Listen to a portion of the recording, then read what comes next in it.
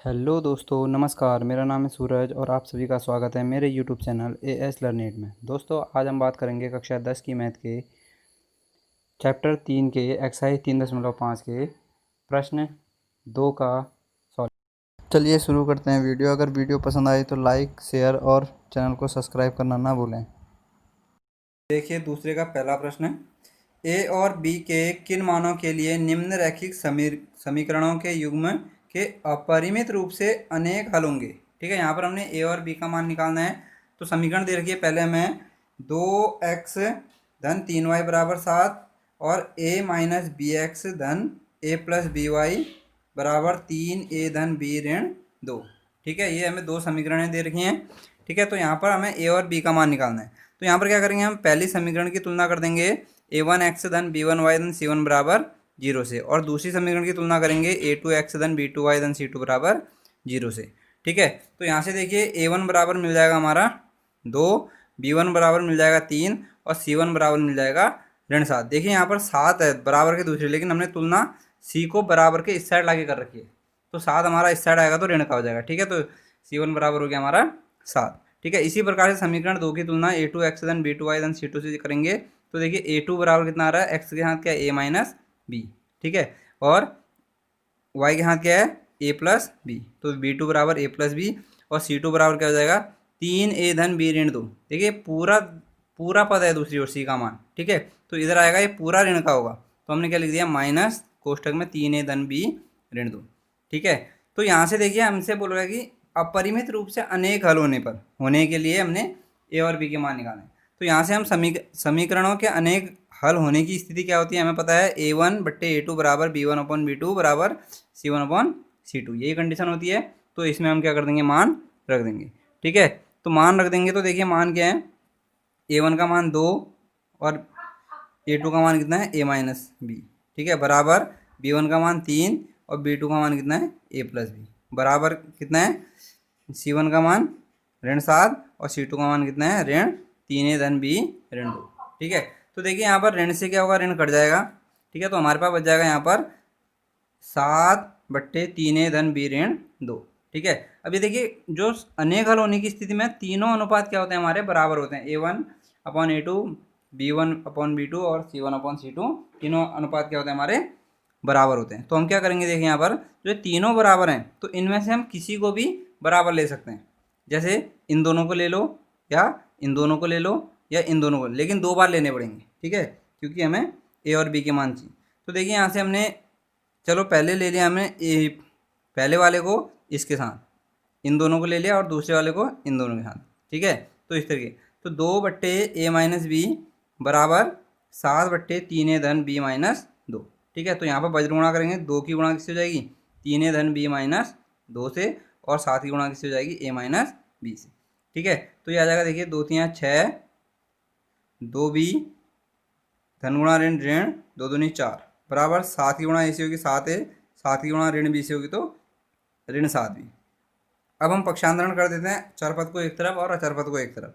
ठीक है, तो देखिए ऋण 4 यहीं रहने दिया, 6 को दूसरी ओर ले गए, 7a और ऋण 7b तो सेम रहा, 6 दूसरी ओर जाएगा ऋण का हो जाएगा, और 2b भी दूसरी ओर जाएगा ऋण 2 ऋण का हो जाएगा। ठीक है ना, तो देखिए 7a में से 6 घटेगा, कितना आ गया a, और ऋण का 7b है और ऋण का 2b है, तो दोनों क्या होंगे, आपस में जुड़ जाएंगे क्योंकि समान चिन्ह है, तो ये आ गया ऋण 9b। ठीक है, तो हमारे पास समीकरण आ गई a माइनस 9b बराबर ऋण 4, समीकरण 3। ठीक है, तो ऐसे ही देखिए यहाँ से हमने लिया दूसरा 3a धन b बराबर 7/3a धन b ऋण 2। ठीक है, वज्र गुणा कर देंगे यहाँ पर भी हम, तो यहाँ से क्या हो जाएगा, देखिए 3 की गुणा 3a धन b ऋण 2 से होगी, तो 3 की गुणा 3a से होगी तो 3 3 9a। ठीक है, 3b धन गुणा ऋण ऋण 3 दूनी 6, ऐसे 7 की गुणा a धन b से होगी तो 7a धन 7b।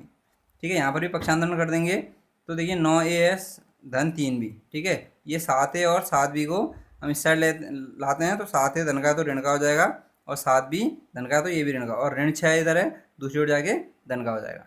ठीक हो गया, तो यहाँ से देखिए अब यहाँ पर 9a में से 7a घटेगा, कितना आ गया 2a। ठीक है, और 3b ऋण 7b में से घटेगा तो ऋण 4b। ठीक है, बराबर कितना है 6। तो देखिए यहाँ से 2 यहाँ पर भी है और 2 यहाँ भी है, क्योंकि 4 है तो 4 में हमारा 2 का भाग जाता है, तो हम यहाँ से 2 कॉमन लेते हैं। क्यों कॉमन लिया? अगर हम इसी को भी समीकरण मान सकते हैं, ठीक है। अगर इसको मानते हैं तो फिर हमने यहाँ पर बराबर करने के लिए 2 की गुणा करनी पड़ेगी, इसलिए अच्छा यहाँ जब हमारा कॉमन आ रहा है और आगे जाके कट रहा है तो हम यहाँ पर ही कॉमन ले लेते हैं। तो 2 कॉमन लिया हमने, यहाँ बच गया हमारे पास a माइनस 2 दूनी 4 2b बराबर 6, ठीक है। तो 2 यहाँ पूरे यहाँ गुणा में, दूसरी जाएगा में जाएगा बट्टे में जाएगा, तो a माइनस 2b बराबर 6 बट्टे 2। 2 से 6 कट जाएगा कितने बार? 3 बार। तो ये आ गए हमारे समीकरण a माइनस 2b बराबर 3, समीकरण 4। समीकरण 3 और 4 में विलोपन विधि लगा देंगे। तो देखिए a माइनस 9b बराबर कितना है? ऋण 4, समीकरण 3 है हमारी, और a माइनस 2b बराबर कितना है? ऋण 3, समीकरण 4 है हमारे, ठीक है। तो देखिए दोनों में a बराबर है, तो यहाँ पर हमें बराबर करने की जरूरत नहीं पड़ेगी, हमने पहले ही इसे बराबर कर दिया है, ठीक है। तो यहाँ पर घटाने पर नीचे के चिन्ह बदल जाएंगे, माइनस प्लस, और ये प्लस का है तो माइनस, ठीक है। तो a से a क्या हो जाएगा? कट जाएगा। तो यहाँ पर देखिए 9b ऋण का और 2b धन का, तो कितना? 9 में से 2 घटेगा, कितना आ गया? 7b, ठीक है। काय का चिन्ह हमेशा बड़ी संख्या का, तो ऋण का आ गया। तो 4 भी ऋण का है और 3 भी ऋण का है, तो ऋण 7, ठीक है। तो b बराबर हो जाएगा ऋण 7 बट्टे ऋण 7, ऋण से ऋण कट जाएगा, 7 से 7 घटा, तो b बराबर कितना आ गया हमारा? 1 आ गया, ठीक है। तो b का मान हम समीकरण 4 में रख दें। देखो 3 में भी रखोगे तो भी आंसर निकल जाएगा, ठीक है। तो हमेशा ऐसे ही समीकरण में मान रखते हैं हम, जहाँ पर हमें गुणा भाग करनी थोड़ी सी ईजी होती है, तो ठीक है। तो आप इसमें भी रख सकते हो। तो मैंने यहाँ पर समीकरण 4 ले ली, तो a माइनस 2b बराबर कितना है? 3। तो a माइनस 2b का मान कितना है? 1 निकला हमारा, 1 बराबर 3। तो a माइनस 2 बराबर कितना हो जाएगा? 3, क्योंकि 2 एकम 2, पक्षांतरण कर देते हैं ऋण 2 का, तो a बराबर 3, ऋण का 2 दूसरी ओर जाएगा, धन का हो जाएगा, तो a बराबर कितना आ गया? 5, ठीक है। तो a बराबर 5 आ गया, b बराबर 1 आ गया। देखिए यहाँ पर हम इसकी जाँच भी कर सकते हैं, ठीक है, क्योंकि जहाँ पर a और b की जगह अगर हम रखते हैं तो जो हमारी कंडीशन आनी चाहिए वो ये आनी चाहिए, ये वाली, a1 बट्टे a2 बराबर b1 बट्टे b2 बराबर c1 बट्टे c2। देखिए हम ये जो समीकरण 2 है हमारे पास, यहाँ पर a और b का मान रखते हुए जाते हैं।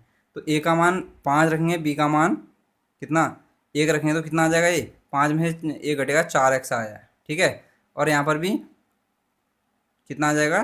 5 धन 1 6y, यानी कि यहाँ पर 4x धन 6y बराबर, यह आ गया हमारा 3a, यानी कि 5 तियाँ 15 धन b कितना है? 1, 15 और 1 16, 16 में से 2 घटेगा 14। तो देखिए यहाँ पर 14 आ गया, यहाँ पर आ गया हमारा कितना? 4x, यहाँ पर आ गया 6y, और यहाँ पर आ गया 14। तो देखिए तुलना करेंगे तो यहाँ पर कितना आ जाएगा हमारा? 4, यहाँ पर 6 और यहाँ पर 14, ठीक है। तो देखिए 4 2 में हम 2 का भाग 4 में देंगे 1/2, 3 का भाग 6 में देंगे 1/2, और 7 का भाग 14 में देंगे 1/2। तो यानी कि a1 बट्टे a2 बराबर b1 बट्टे b2 बराबर c1 बट्टे c2 हो गया। ये हमारी क्या है?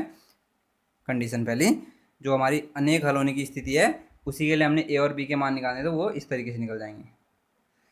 इसका दूसरा देखिए, के किस मान के लिए निम्न रैखिक समीकरणों के युग्मों का कोई हल नहीं है। अब कोई हल नहीं है की स्थिति लगानी पड़ेगी यहाँ पर हमें, ठीक है ना।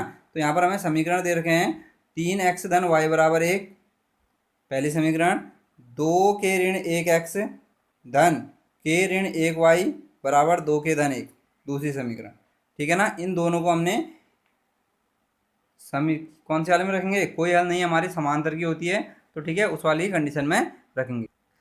तो यहाँ पर हम समीकरण 1 की तुलना a1x धन b1y धन c1 बराबर 0, और 2 की तुलना कर देंगे a2x धन b2y धन c2 बराबर 0 से कर देंगे, ठीक है। तो देखिए a1 बराबर आ गया हमारा 3, b1 बराबर आ गया कितना?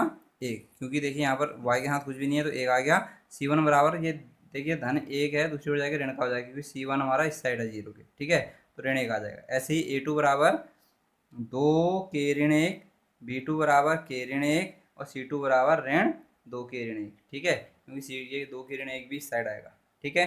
तो यहाँ पर देखिए समीकरणों के कोई हल ना होने की स्थिति क्या होती है हमारी? a1/a2 बराबर होता है b1/b2 के, और बराबर नहीं होता है c1/c2 के, ठीक है। तो यहाँ पर हम क्या करेंगे? तो मान रख देंगे a1 का मान 3/2k-1 equal to 1/k-1, not equal to 1/2k-1, ठीक है। माइनस से माइनस कट जाएगा, इससे हमें कोई फर्क नहीं पड़ता, क्योंकि देखिए ये तो हमारा बराबर है ही नहीं, इन दोनों, ये दोनों बराबर हैं, ठीक है। तो जो बराबर है यहाँ पर अब इसको लेंगे हम, इसको लेके फ़ायदा नहीं है हमें, क्योंकि ये बराबर ही नहीं है तो आंसर नहीं निकलेगा, ठीक है ना। तो हम जो बराबर हैं इसको लेंगे, 3/2 के ऋण 1 और 1/के ऋण 1 को लेंगे। तो देखिए यहाँ पर हमने ले लिया 3/2 के ऋण 1 बराबर 1/के ऋण 1। वज्र गुणा कर देंगे हम यहाँ पर, तो 3 की गुणा हो जाएगा के ऋण 1 से, और 1 की गुणा हो जाएगी 2 के ऋण 1 से। तो 3 की गुणा के से होगी तो 3 के, 3 की गुणा ऋण 1 से होगी तो ऋण 3, ठीक है। ऐसे 1 की गुणा 2 के से 2 के ऋण 1। पक्षांतरण कर देंगे यहाँ से, के वाले को एक तरफ ले आते हैं, 3 के धन का 2 के है और इधर आके ऋण का हो जाएगा, ऋण का 3 है, दूसरी ओर जाके धन का 3 हो जाएगा, ठीक है। 3 के से 2 के कटेगा, 1 के आ गया, और 3 में से 1 घटेगा, कितना आ गया, 2 आ गया। तो यही क्या होगा हमारा इसका आंसर होगा, ठीक है। अगर के का मान अगर हम वहाँ रखते हैं, के की जगह जो हमारी दूसरी समीकरण थी, तो वहाँ से हमारा क्या आएगा, जब हम कंडीशनों की तुलना करेंगे तो सेम A1/A2 बराबर B1/B2 आएगा, लेकिन बराबर नहीं आएगा C1/C2 के, ठीक है। तुलना भी कर सकते हो इस तरीके से। तीसरा देखिए, निम्न रैखिक समीकरणों के युग्मों को प्रतिस्थापन एवं वज्रगुणन विधियों से हल कीजिए। तो किस विधि को आप उपयुक्त मानते हैं, ठीक है, अधिक, ठीक है। तो यहाँ पर हमें दे रखिए पहले समीकरण 8x धन 5y बराबर 9, 8x धन 5y बराबर 9, और दूसरी समीकरण दे रखी है 3x धन 2y बराबर 4, ठीक है। तो ये हो जाएगा 9, दूसरी ओर आगे ऋण का हो जाएगा, 8x धन 5y ऋण 9 बराबर 0, 3x धन 2y ऋण 4 बराबर 0, समीकरण 1 समीकरण 2, ठीक है। तो समीकरण 1 की तुलना A1x धन B1y धन C1 बराबर 0 से, व 2 की तुलना किससे कर देंगे, A2x धन B2y धन C2 बराबर 0 से कर देंगे। तो A1 का मान आ गया हमारा 8, A2 का मान आ गया हमारा 3, ठीक है। B1 का मान आ गया 5 और B2 का मान आ गया 2, ठीक है। C1 का मान आ गया ऋण 9 और C2 का मान आ गया ऋण 4, ठीक है। तो हमें पता है कि इसमें वज्रगुणन, क्योंकि हमसे बोल रहा है कि वज्रगुणन विधि से हल करो, तो हम यहाँ पर तुलना नहीं करेंगे, सीधे सीधे वज्रगुणन विधि लगा देंगे। x/B1 B2 C1 C2, y/C1 C2 A1 A2 बराबर 1/A1 A2 B1 B2। मान रख देंगे x/5 2 ऋण 9 ऋण 4, ठीक हो गया, और y/ऋण 9 ऋण 4 8 और 3, ठीक है। ऐसे ही 8 3 5 2 वज्रगुणा कर देंगे, 5 की गुणा ऋण 4 से हो जाएगी, तो 5 गुणा ऋण 4 ऋण 2 की गुणा ऋण 9 से होगी, ये ऋण हमारा सूत्र वाला है, 2 गुणा ऋण 9। ऐसे ही y/ऋण 9 की गुणा 3 से होगी, ऋण 8 की गुणा ऋण 4 से हो जाएगी। ऐसे ही 8 की गुणा 2 से होगी, और 5 की गुणा 3 से हो जाएगा, ऋण 3 गुणा 5, ठीक है। तो 5 को 20, ऋण का 20, ऋण हुआ ऋण धन 9 दूनी 18, ठीक हो गया। ऐसे ही 9 तियाँ 27, ऋण का 27, ऋण हुआ ऋण धन 8 तियाँ 24, 8 दूनी 16, धन गुणा ऋण ऋण 5 तियाँ 15, ठीक है।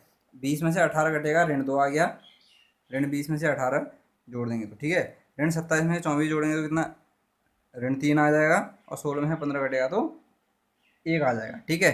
तो यहाँ पर एक बार हम x वाले को लेंगे अचर पद के साथ, और एक बार y वाले को लेंगे अचर पद के साथ, यानी कि x/ऋण 2 बराबर 1/1 और y/ऋण 3 बराबर 1/1। तो वज्रगुणा करेंगे, x की गुणा 1 से होगी तो x, ऋण 2 की गुणा 1 से होगी तो ऋण 2, यानी कि x बराबर ऋण 2 और y बराबर ऋण 3, यही क्या होगा, इसका आंसर होगा। इसी तरीके से प्रतिस्थापन विधि से भी हल कर लेना, ठीक है ना, और जो विधि सही लगी बता देना।